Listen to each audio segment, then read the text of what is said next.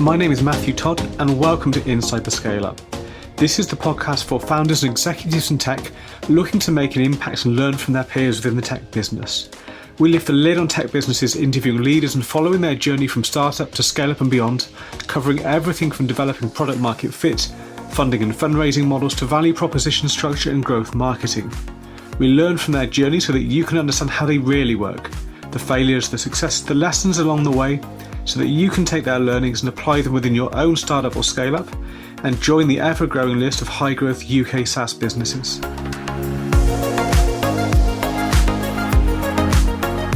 Hi, and welcome back to the podcast. Pleased to say I'm here today with Dixon Jones from inLinks. Really good to have you here. Thanks very much for inviting me, Matthew.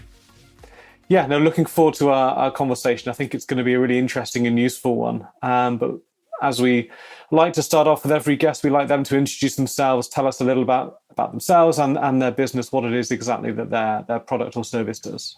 Sure. My name is Dixon Jones. Currently, I'm the CEO of a company called inLinks.net, which is a semantic SEO SaaS, I guess.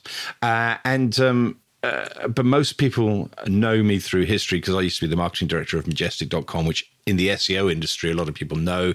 In SaaS industries, they probably wouldn't. And then before that, I ran an agency, and way back to my first ventures of SEO was writing and running murder mystery evenings and putting them up in PDF files in 1998 or something like that. So been around quite a long time. Yeah, you've seen a lot of changes on the internet world, the search world, and everything else. And it's been for me a really interesting journey. I've thoroughly enjoyed my life in the internet. I'm quite glad to be getting towards the end of it now because it doesn't stop changing, does it? It's no, whereas I'm getting too old to change again. No, it is ever evolving, ever changing. But I think there's a still kind of core set of principles that definitely still hold true. Yeah. I think the general concept of marketing holds really, really true. I think, at a very, very top level now, what's different for us as business owners is that we have the ability to create a story, a narrative amongst our audiences that previously only, governments and multinationals could do. So, almost the whole of your business now is about making sure that people believe in your messaging and believe in your mantra, believe in your reason for being. And I don't think that was an easy thing to do when you were a tire company, that was just fixing people that go drive past. Then your reason for being was that your tire company is now right where they are. Whereas now, people are running around and delivering tires and putting them on your car wherever you are, and so that could be a lot more competition. But the reason for doing it becomes different. Yeah, no, absolutely. So, but let's take a little step back before we get into the details of Majestic and inLinks. You mentioned the murder mysteries, putting PDFs up online. Would love to hear a little bit more about that and how that led you into SEO. So I left university in Thatcher's Britain. The miners' strikes were doing their thing or just finished doing their thing. The country was in recession. I think Norman Lamont had just crashed the pound in the European exchange rate mechanism, and so getting a job was difficult, but I never really wanted to get a job. I always wanted to set up a business. So I was president of Students' Union for a year because that was a good way to get a job and a good way to learn a lot about business in a year. It was surprising because I had about 100 people that you were ultimately responsible for. So going straight from a student to effectively managing 100 people and the politics of it, which was not insignificant in a university, was a really good grounding for business. But I didn't really have any funds to set up a business. So I set up a murder mystery company. And a few years later, when the internet came along, I knew that I needed to get into this thing called the internet, and I was a little bit scared about whether somebody was going to steal my business. I didn't understand how a business could be in the ether. So instead of going for, I don't know, whoever the big guys were at the time, GoDaddy or whatever for hosting. I went with a hosting company that I could see the building, I could see the data center. So I was between my office in Mill Hill and my flat in Hanger Lane was this data company, this data center. So I went there. Which was, brilliant because it wasn't the cheapest, but it was the only one it had a log analysis program that was built into the system, which then ran the log files every Thursday and gave you a nice report to say that all of your visitors were coming from Ohio or, not from anywhere where I could get my actors. So that really drove the rest of my life because I then started writing murder mysteries putting them in files that I could allow people to download. I then sold off the actor side of the business and kept on to the sort of download this PDF file. We'll sell you the password. I sold the password thousands of times, same password because I wasn't that clever.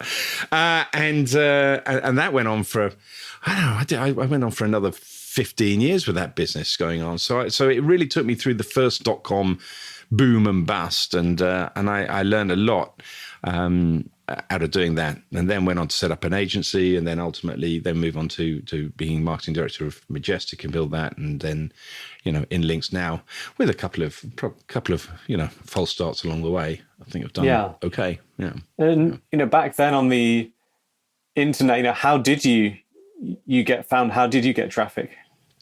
Well, this is the thing. It's because that log file analysis was showing me what search engines were sending me traffic, and there were one visitor or two visitors, and Alta Vista was, the big one in town sending me two. And so then I thought, well, okay, because they're showing me this referrer who's sending the traffic, I can then go back and have a look. And what I did was, I think Yahoo had sent me a visitor, and I went back and had looked at Yahoo and typed in murder mystery games into Yahoo. And above the results, mine wasn't in the results, but above the results was this big banner ad for Nike or Adidas, I don't remember which.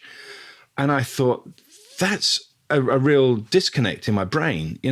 Why on earth is Nike or Adidas paying for an advert when surely that's a mathematical algorithm that puts, and the user is going to be looking at those results. Surely it's better to invest your time, energy into understanding that algorithm than it is to pay lots of money, as it was then, for a banner ad on a completely unrelated term. So that's when I kind of triggered the idea of SEO in my mind.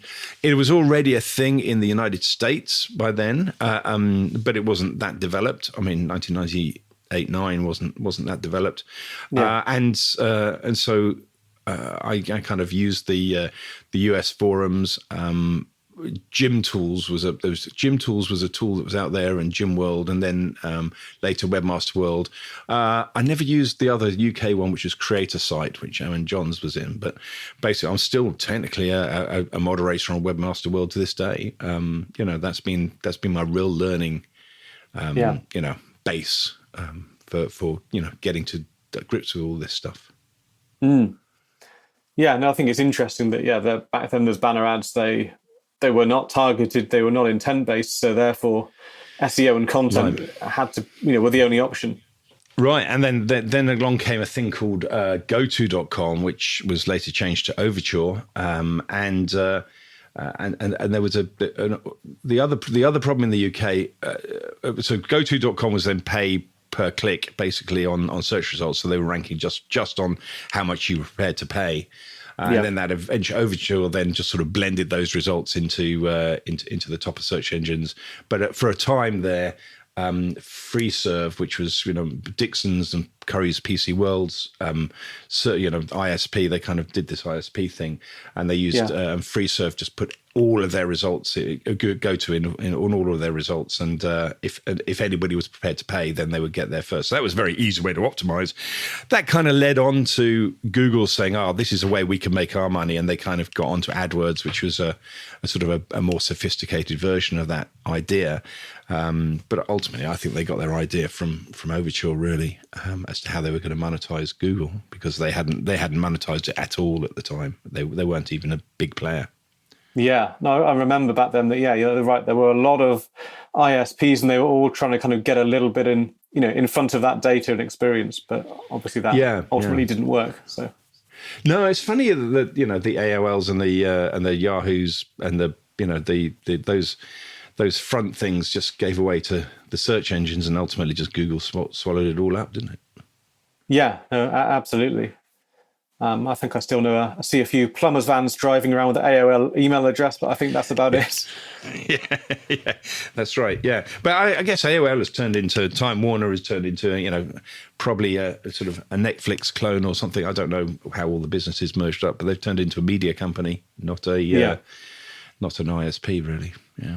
Yeah. No, absolutely. So, yeah, from there you mentioned there was a kind of a brief agency thing, and then Majestic. Yeah, well, it wasn't brief. It wasn't brief. Okay. It wasn't brief. It was well, it was a good 10 years. Everything seemed to take 10 years in my life. So 1999 to 2009, I was predominantly running an agency called Receptional, still goes to this day. I don't have any say in it now. I'm not a shareholder, but nice to see this started winning awards, and they seem to be growing. So they're obviously doing a better job at running an agency than I did. I got it up to around about 20 people before I realized that running a people-led business was a really hard thing for me. And at that time, around about 2008, I got the opportunity to sort of do a sideways move to join up with Majestic. So the main two guys that were setting up Majestic, there was only two of them at the time, and me,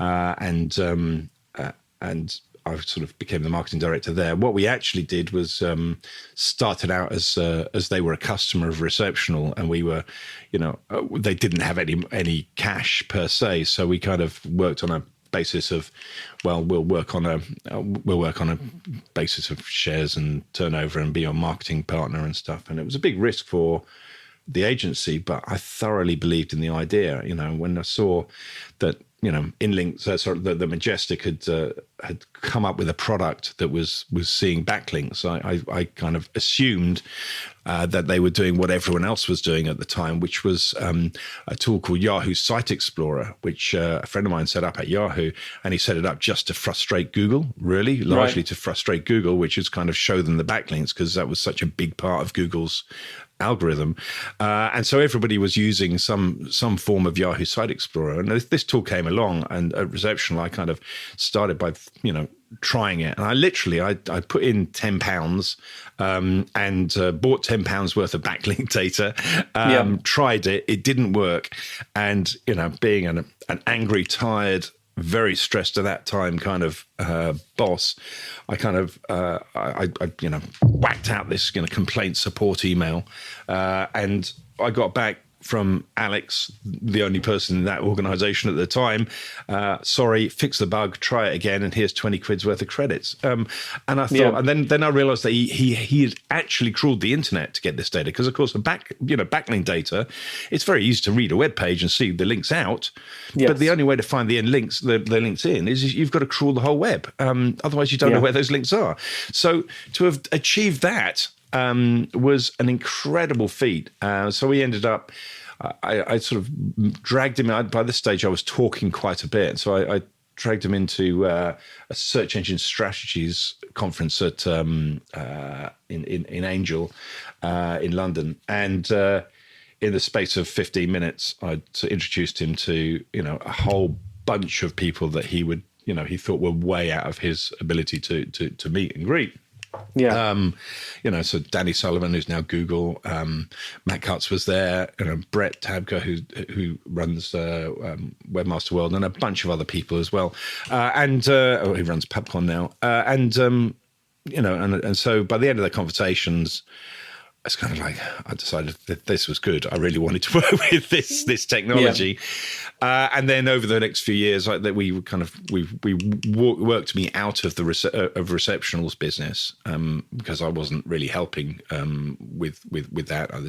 There were better managers there, and helped to build up Majestic, and that went on for around 10 years, where I was involved in that before leaving a few years ago, and then. I took some time off and then started again with inLinks. So, So it was, Yeah. but Majestic was a wild ride. I mean, that grew very, very quickly. It was an incredibly unique technology at the time, and still unique in many ways. And we won all sorts of awards. Got to go to Buckingham Palace a couple of times. So it's a really awesome piece of kit. It definitely propelled my career, I think. Yeah, and for those that don't know much about Majestic or haven't used it, how did that work, and how did that kind of change over your time there? Yeah, well, so the move from Receptional to Majestic was kind of interesting because initially we'd taken on Majestic as a client on the Never Never, but on the if we do well as a marketing Majestic, then we will do very well, much better than we would have done if we taken their money straight out of the box. Yeah. But ultimately that became very apparent that, we were now that it was going to go quite big, and the deal that we made, we would have done very well out of, but I think I would have, it would have been unfair. I didn't build that technology. I hadn't, I wasn't the brains of the outfit.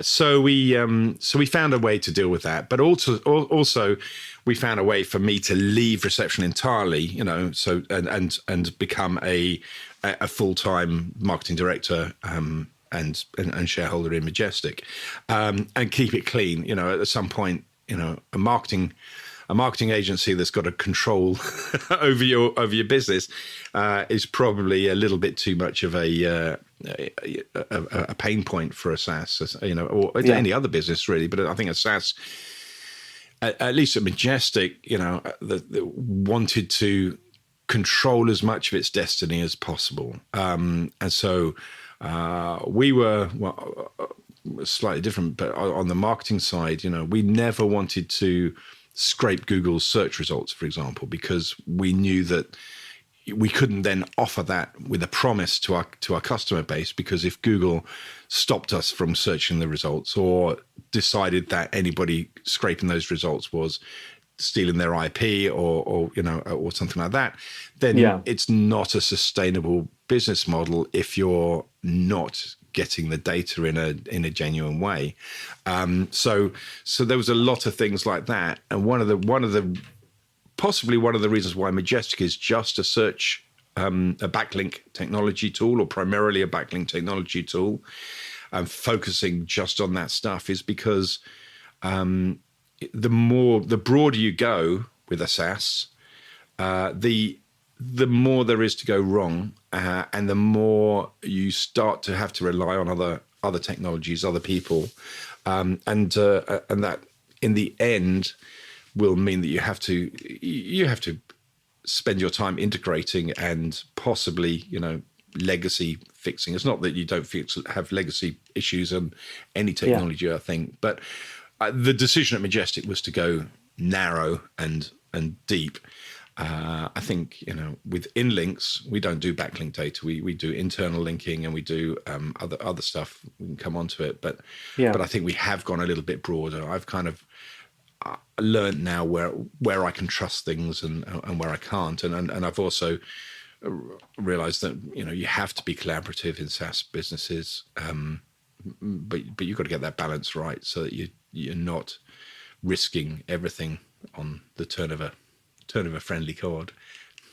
Yeah, no, I think that's a good point. I see a lot of SaaS companies, as they get too startup and move to kind of more of a scale up kind of phase, not really nail their audience and value proposition, so do tend to go a bit too broad and don't really go deep enough on serving one customer. They have too many kind of blurred segments, I would say. Yeah, and at inLinks we've made that error twice already, and we've only been out for two and a bit years. So we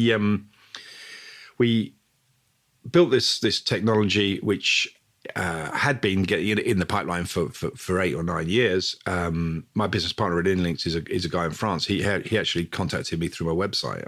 My website turned into I'm a business consultant. I can help your business kind of approach, because I was in this hiatus after having a break after Majestic, and the same thing happened really. And I thought I know everybody in the world that probably would like your technology, and we work together to bring something to market.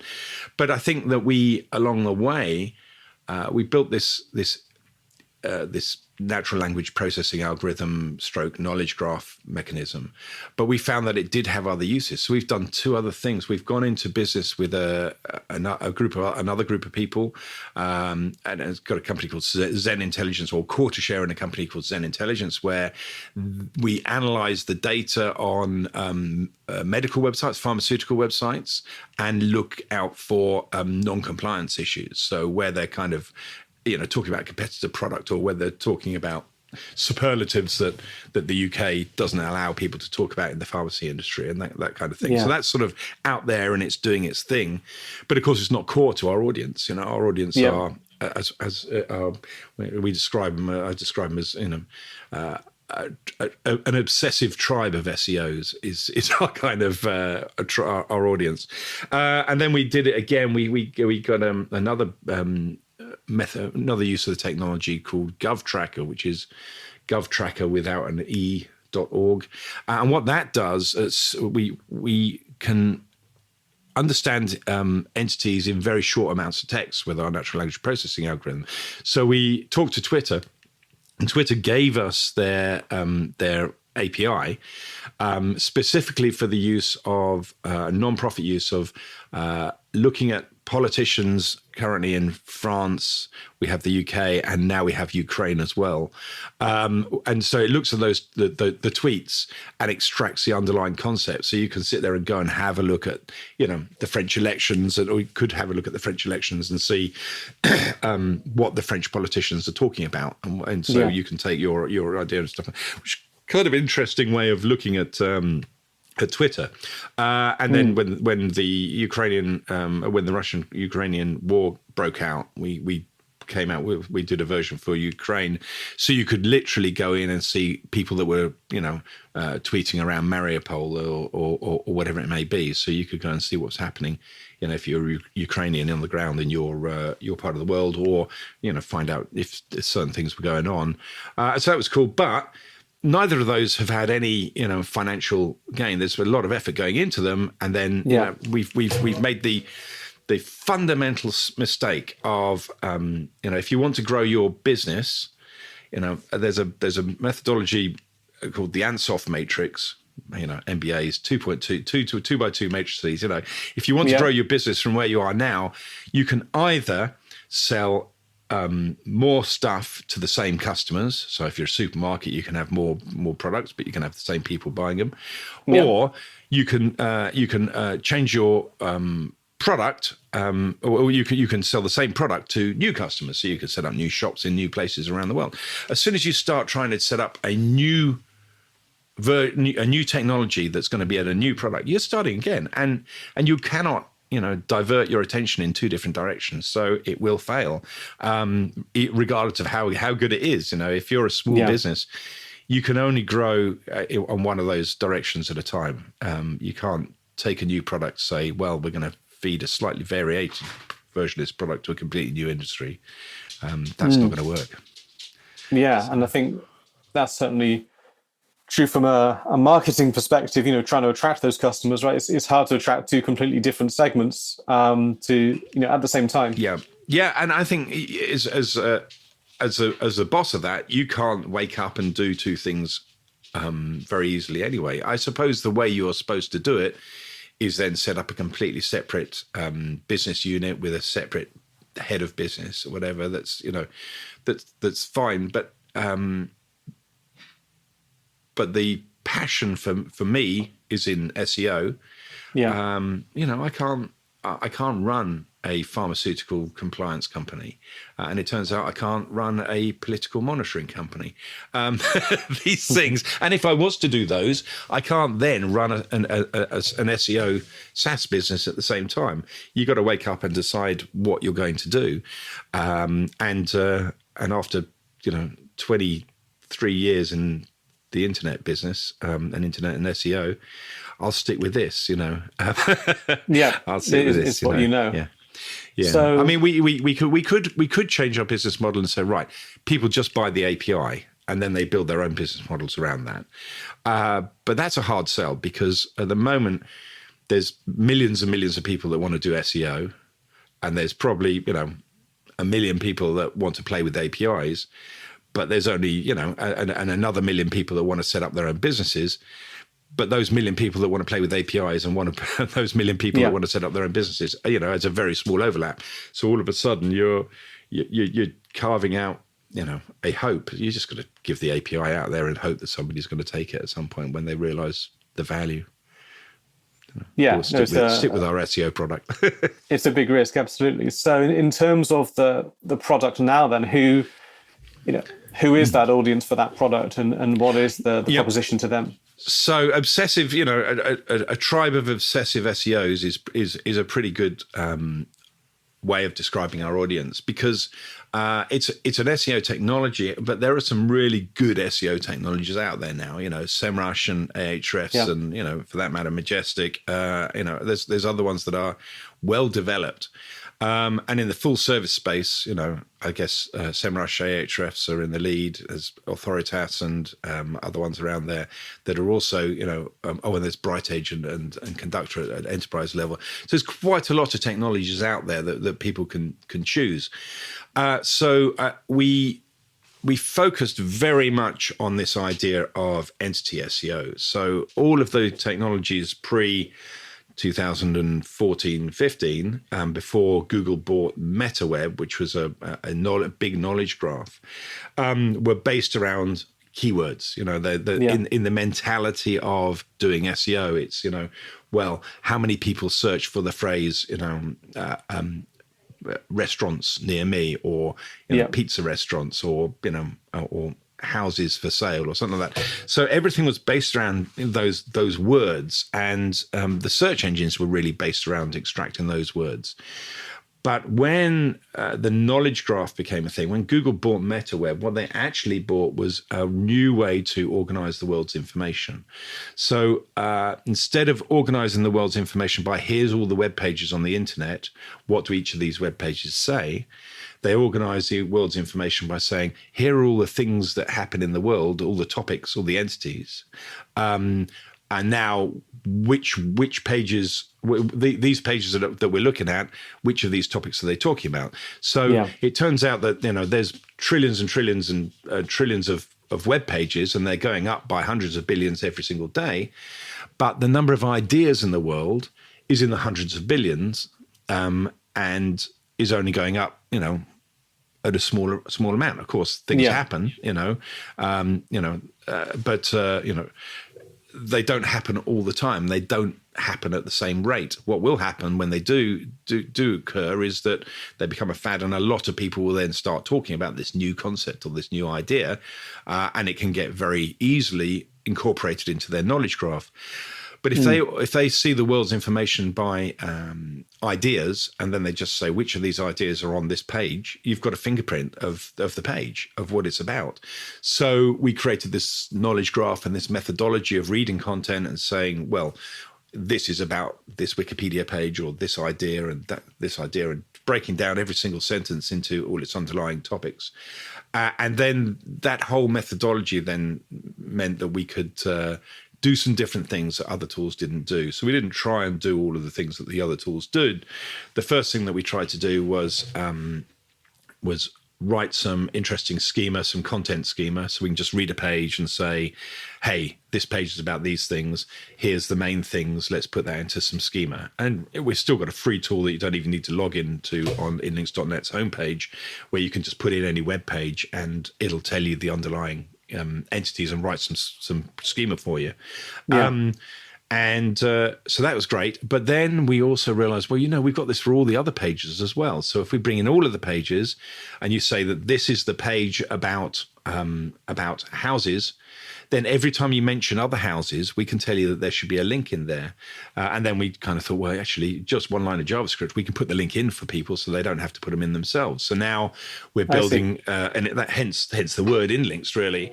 So we're automating internal links around your website, around concepts and entities, so that a human in the loop says, this is my landing page, this is my core page for this concept.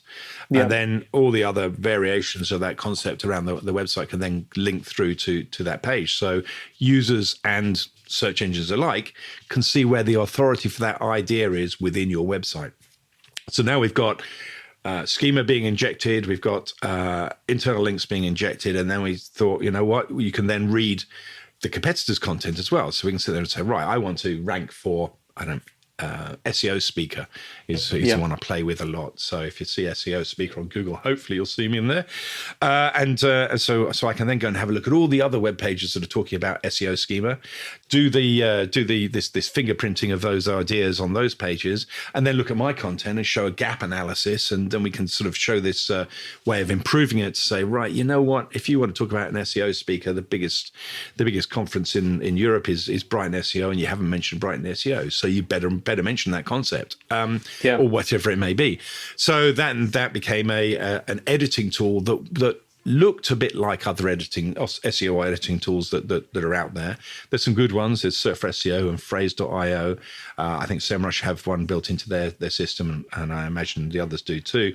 Yeah. But they were working around words, So what would happen is that maybe a tower and a bridge would be seen as different concepts. They weren't seen as tower bridge when you put them together, and we see these, and that's a very different thing. Tower bridge is very different to any old tower and any old bridge. Indeed. So understanding these concepts then allowed us to better direct users in a way that the users, when we explained it to them, could understand. They understood that we were trying to push you in a way that was going to make you a better expert on the subject matter you're writing about. And then more recently, that's led to a new way of doing keyword research as well. So we're building out this functionality, but we're not doing the biggest thing that SEOs ever wanted, which was rank checking. So they want to know where you rank for all your keywords. That's a tough ask that's been well and truly done by the other technologies. So I think it'll be a long time before we try and build that kind of functionality. So that's why we end up with the obsessives. That's why the tribal obsessives are there. Because until they understand the idea of entity SEO, they don't really understand why we have a USP.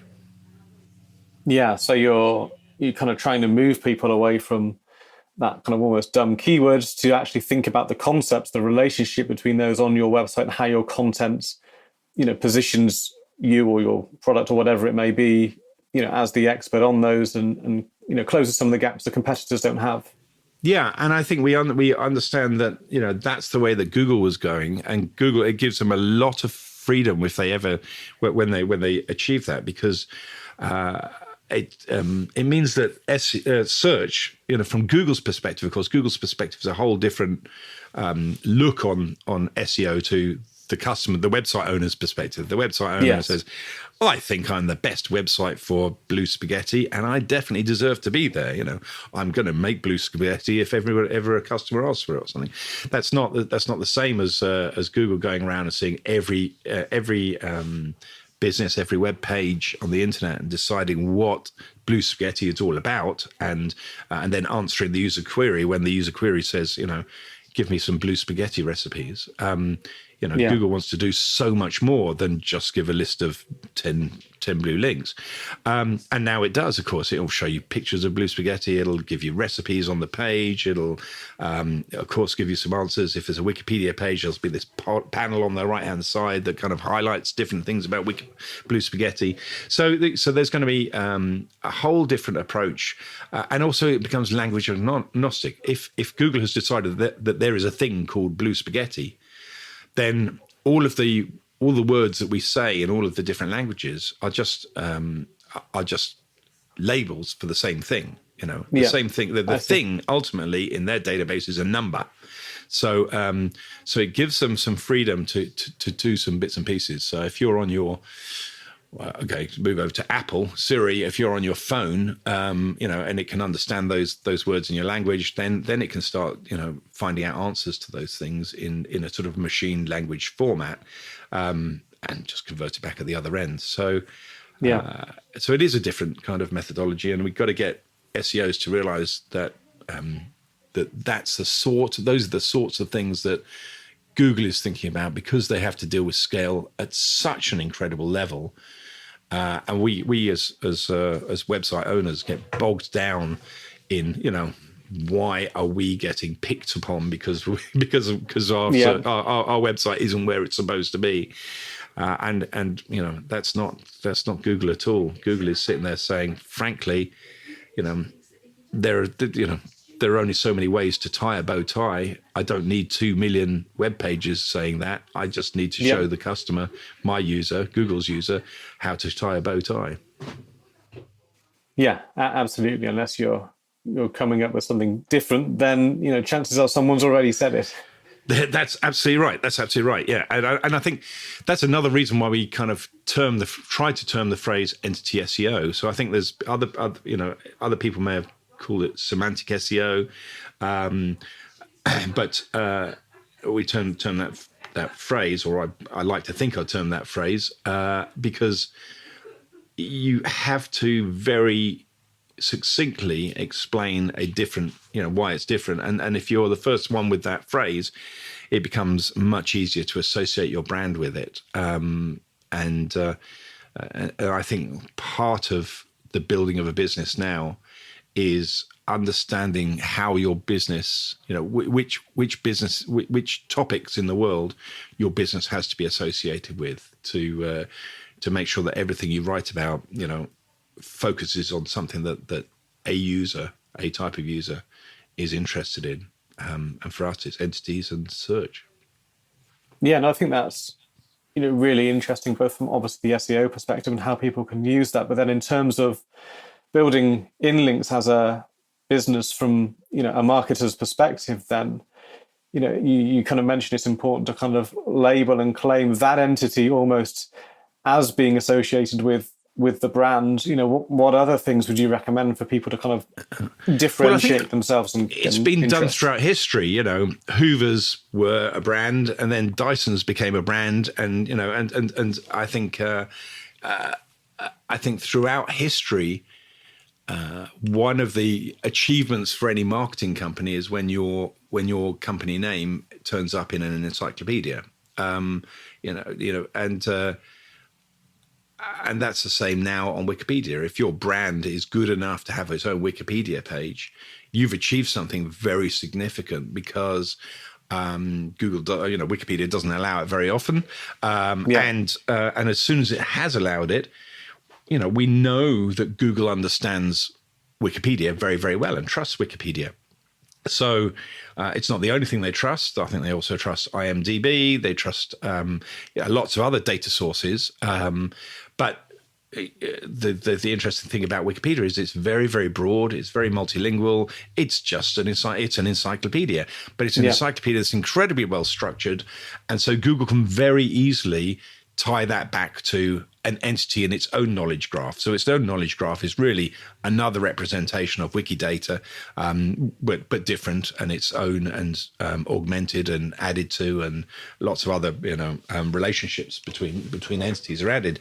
But if you can tell Google that you are this entity in Wikipedia, you've got a huge advantage in search. So I think it's a marketer's dream, even though they don't know it's a dream. You want to become a verb. Yeah. You want to be able to Google something. We Google something. We don't search for something now. We Google something. Or we Facebook something. And when we start doing those kinds of things, then a brand has landed, I think. So if you ever want to inlink something for inlinks, then was it? Is it a lot of promoting of entity SEO then and trying to educate an audience, or are there other things so that it tie was. into that as well?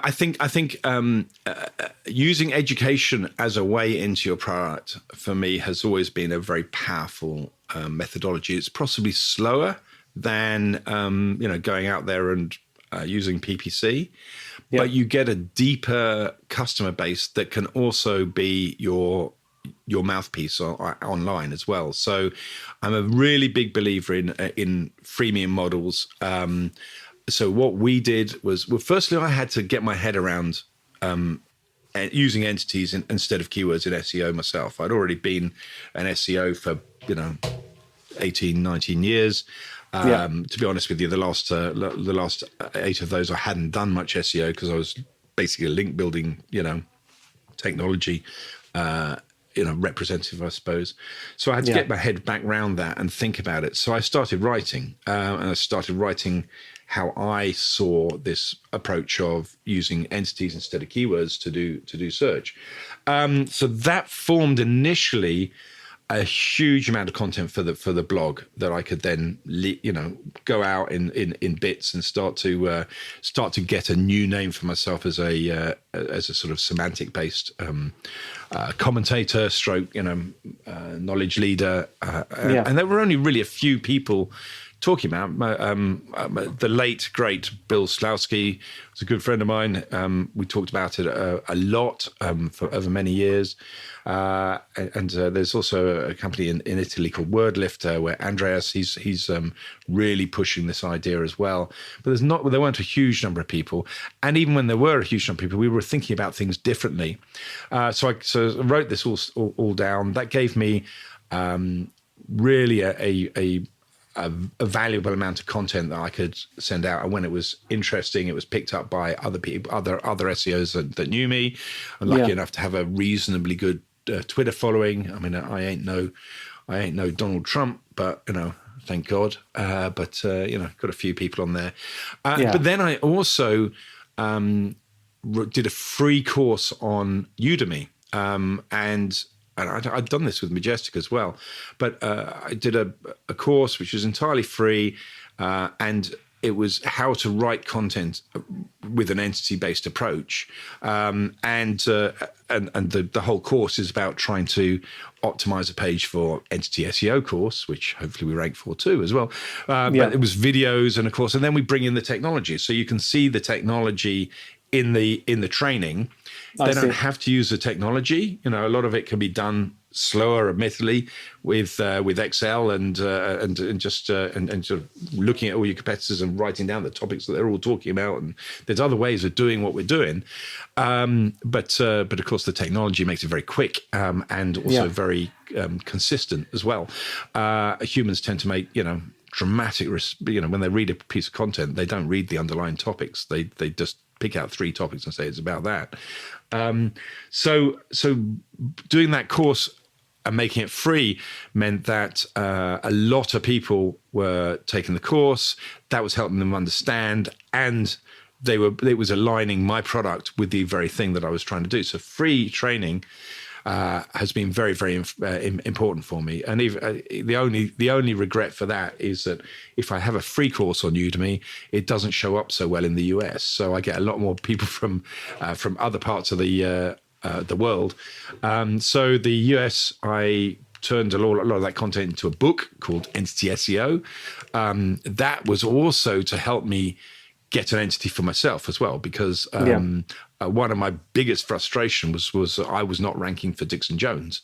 There was this, and that had been a problem for me since 1999. I mean, it had been a nightmare because I owned DixonJones.com, and there's this there was this group of architects called Dixon Jones who designed the Royal Opera House in the UK and various other buildings.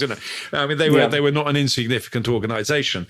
But for many years, back in the early 2000s, they had a Flash-based website, and they were still ranking above me for the phrase Dixon Jones, which is how I learned about links, really. Because their links were coming from the Royal Opera House, and mine were coming from I don't know, from Joanne directory or something like that.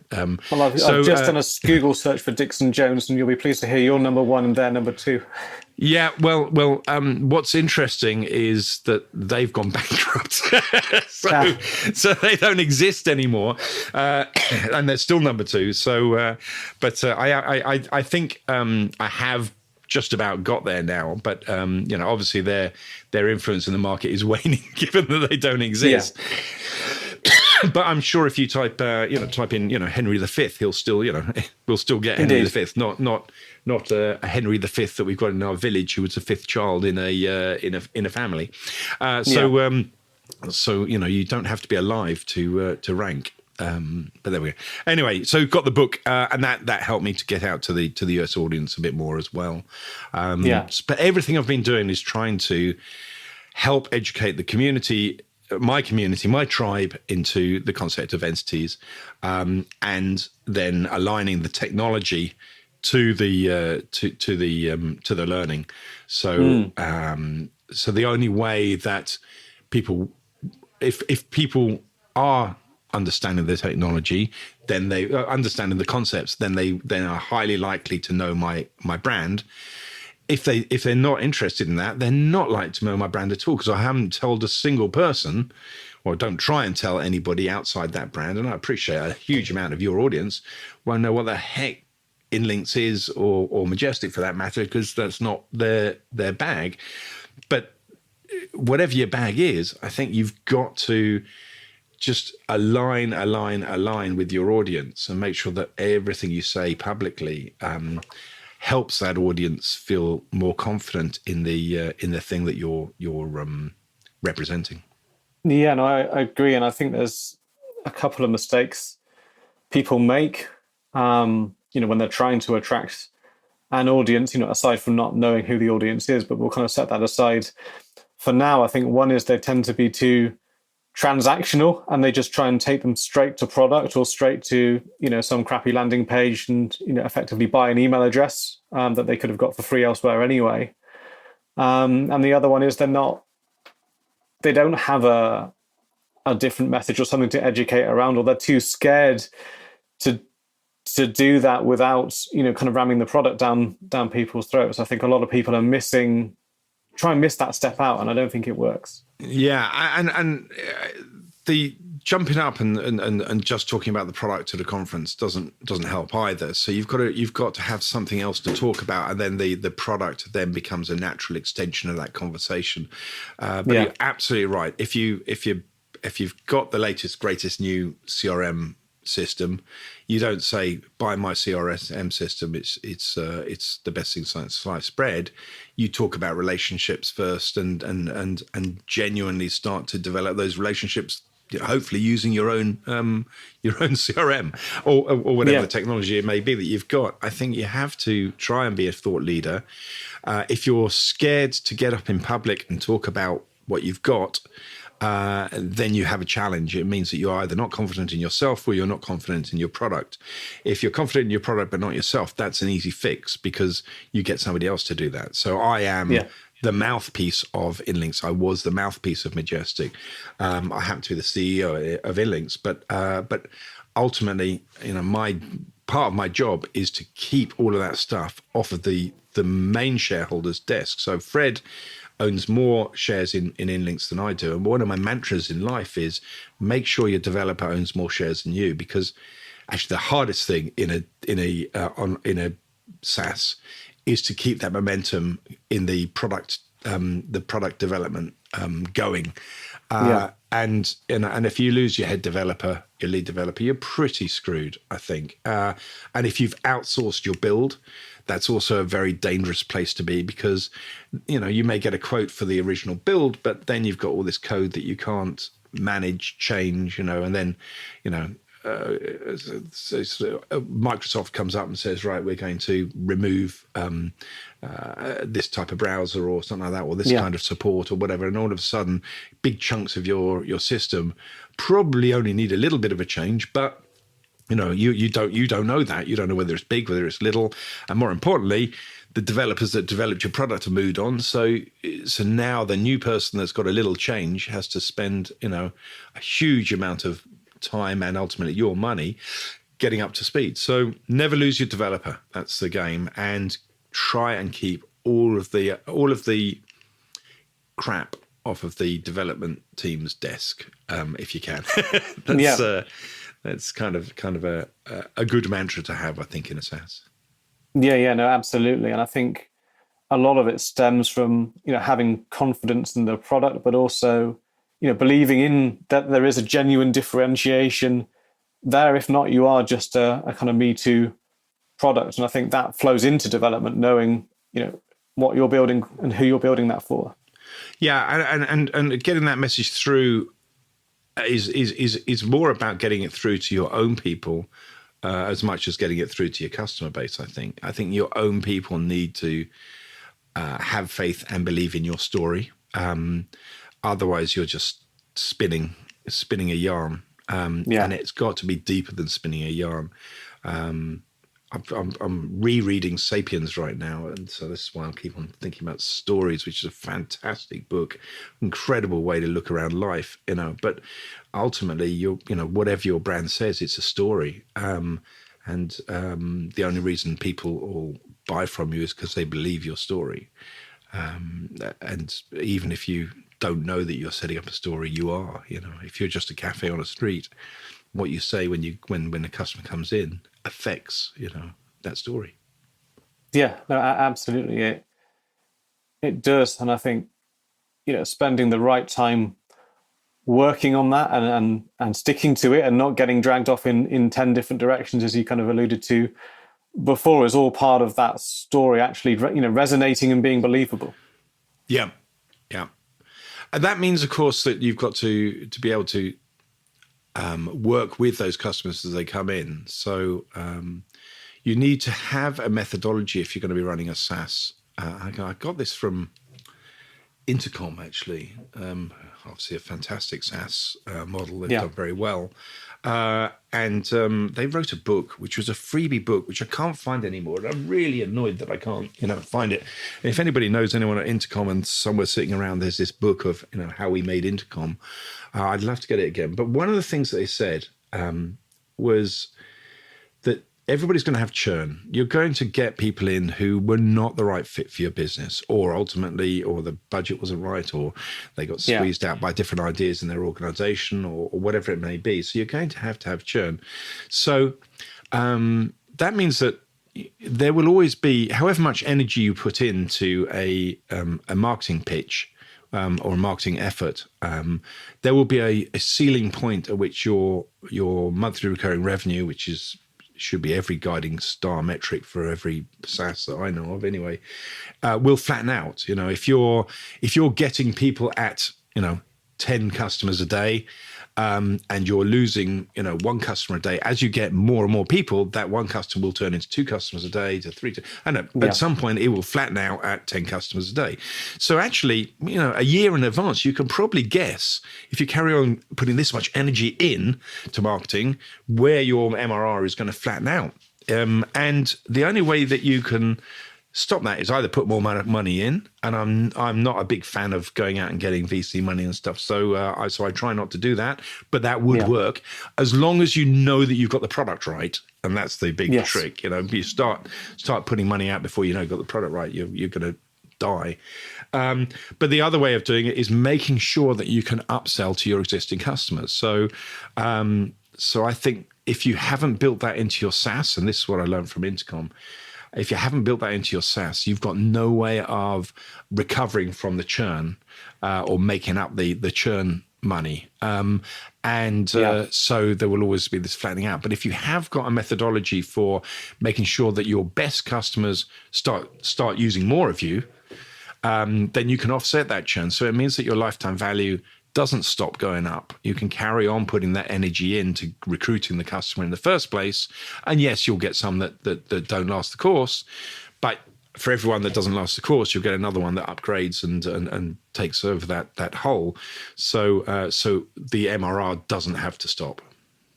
No, absolutely. I think that's a really good point. A lot of people, especially earlier on, will focus on getting those customers in the door and, probably have a guess at some pricing plans. But I think you need ones that align where you end up with a win-win situation. So if your customers do better, then, to a point, you should also, do better, whether that's different tiers or usage based or whatever that may be. But there should be upgrades. Yeah. Yes, yeah, and I think a lot of tools don't do that, and that's definitely something that I couldn't do in my previous stuff. So when we started selling PDF files right at the back with Murder Mystery Games and my first .com, I was selling these PDF files for £30. Now that I was selling a one-off sale to a one-off customer. They downloaded this PDF file, they ran their murder mystery. Chances are they weren't going to run another murder mystery. Some of them might run another one next year, but on the whole, there aren't that many fans of murder mysteries that will buy your murder mysteries every week. And even if there were, I'd have to write so many murder mysteries, I'd have trouble. So I was winning because I didn't have to get actors to fulfill every order, but I was only getting one-off sales. When we got to Majestic, I understood a SaaS model where it's paying every month is a beautiful, beautiful model. I can see everything moving towards it, including, car ownership. As cars become self-driving, I can imagine you just sitting there waiting and just lending your car out if you're happy to buy one. It just goes out and earns money for you. And if you don't, then you just use one that's out there. It's just like taxis, really. And I can see that everything is moving to that model. Even buying a house is actually buying a mortgage. Everything is pay month. So that's what a SaaS model does. And so I think it's really, really, but with my second business, Majestic, essentially it was a fixed fee every month.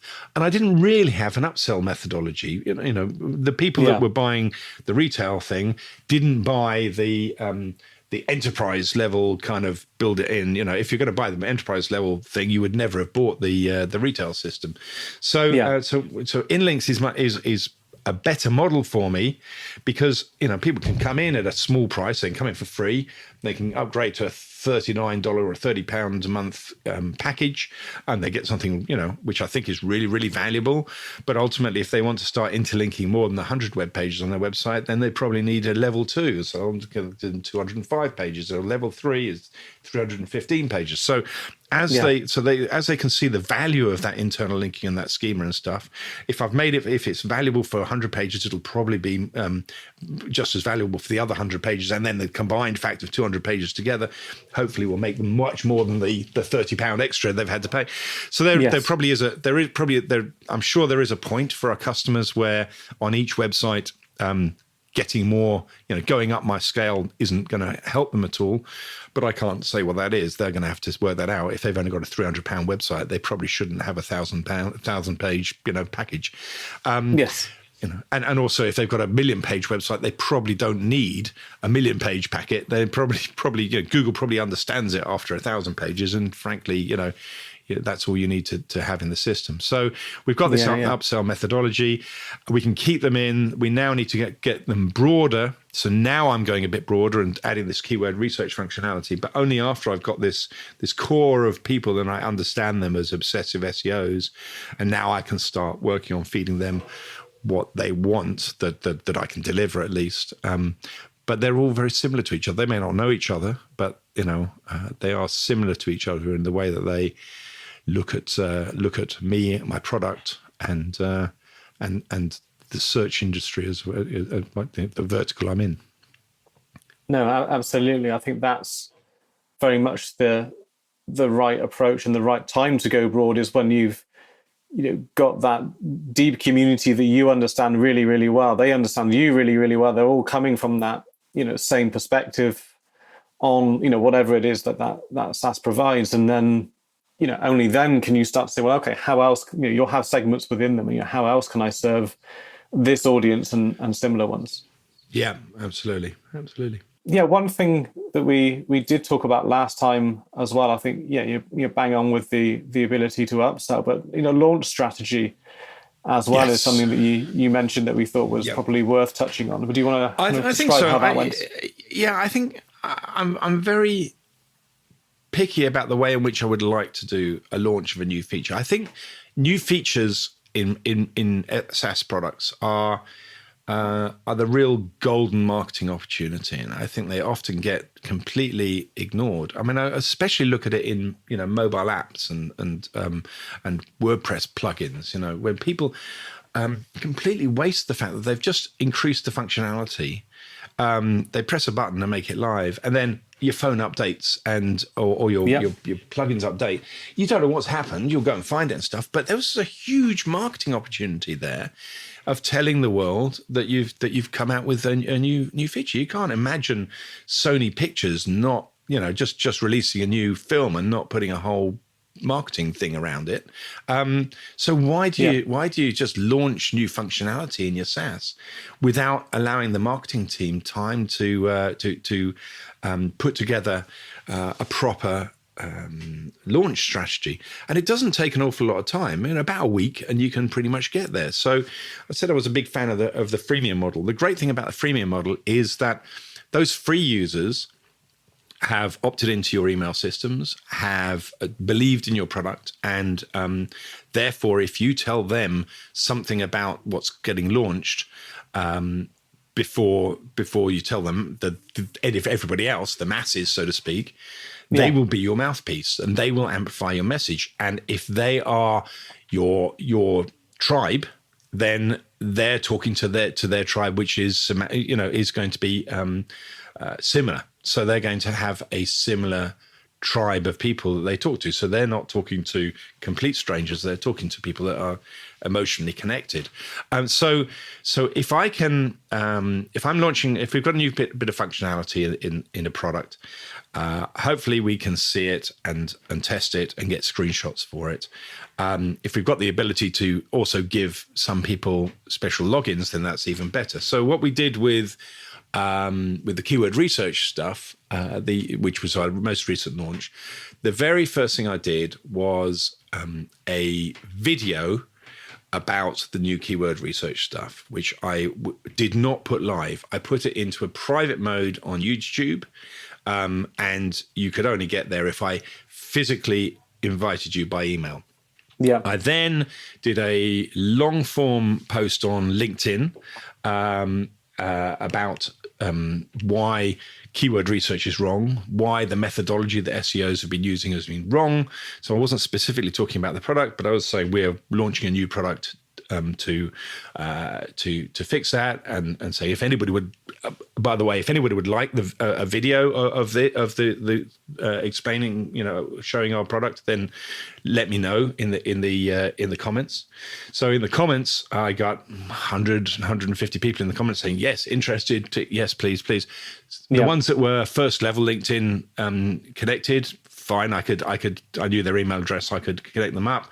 The ones that weren't, I asked to connect to them, and then asked for their email address so that I could show that to them. So there was this whole FOMO thing going on. The only people that connected to me are people in the industry anyway, or hopefully most of them.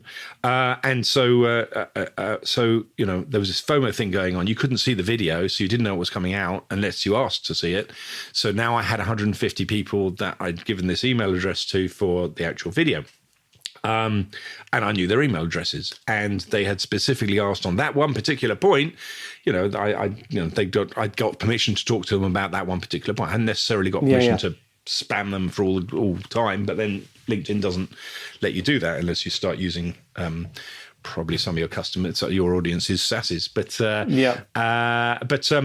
But that meant that when we did go live, I could then write the press release, and I also shared with just a couple of people who are industry insiders, I suppose, more details about the product. So if they started asking questions about it, then I went in there.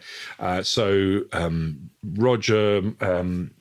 I know him as Martini Buster, but Roger is on Search Engine Journal, which is a specific industry thing. He really went into it, started writing a whole load of stuff up. A few others wrote whole blog posts, so I could share the blog posts, the press release announcement that we were going out with.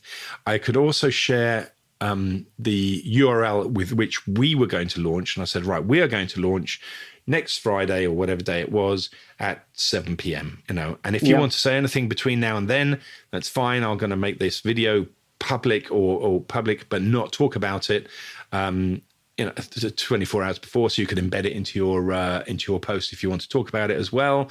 So when I went live, I could then I had a couple of good pieces out in the wild of people that were reviewing the new methodology. I'd had 150 people that had looked at the video and understood what it was, but they couldn't really share that with anybody until that point. The blog post was out, so now I had the landing page URL. The functionality was live. I could then go back to those 150 people and say, okay, it's live now. Here's the URL. If you can tweet about it, that'd be great. Yeah, and that's where it all happens. It wasn't viral. It was 150 people that had already, seen it and already been given something for a secret, and they'd kept the secret for me for a week or so.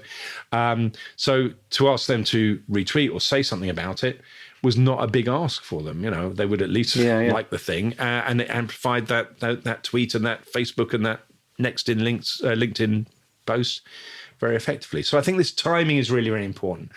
Basically, the second that you go live on your blog post, all of your marketing should have been done. And then only afterwards do you send the newsletter out to your mailing list of tens of thousands or whatever it may be, because those people are much wider, much less likely to engage.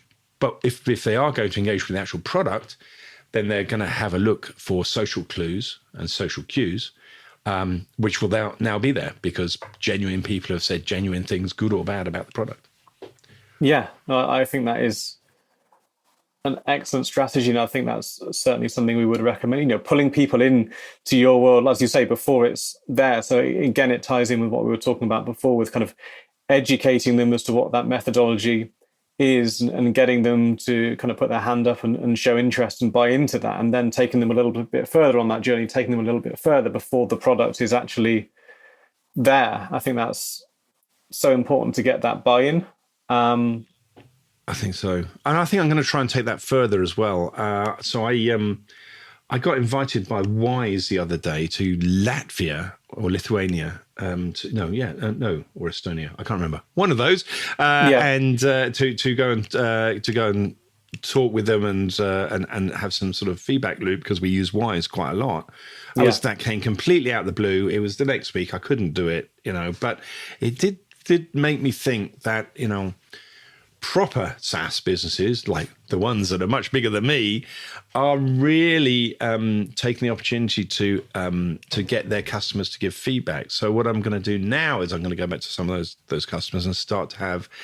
We just booked up our first customer hangout, and I think we're going to make it a regular thing.